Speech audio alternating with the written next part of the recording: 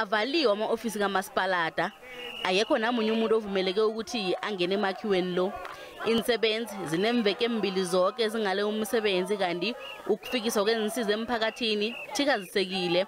Bafuna ukuthi umphathi kaMasipalada aqothwe esikhundleni sakhe. The reason being that we want the municipal manager to vacate office. We are not happy about his conduct and the way he's handling the processes after the benchmarking process. Insebenzi zihlala ukuhlola uSpeaker womkhandlu bona alamula umbango lo. Number one, we agreed that we will write to the Speaker so that there can be disciplinary processes against him. We've got a number of allegations that we want to prove. Insebenzi leya nangokuthi azikarholi kanti noMasipalada uvumile bona mbala azikarholi.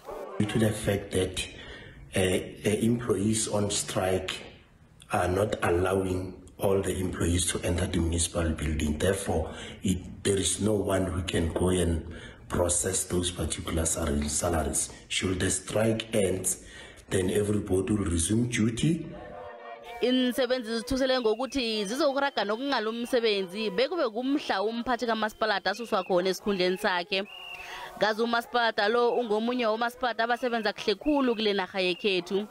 Kanti ngemva kokhetho labo urhulumende bendawo ngosinye ikhaba uMasipalada lo ube ngomunye waMasipalada lapha khange kube khona nehlangano ethumba ngamavoti amaningi eMpumalanga.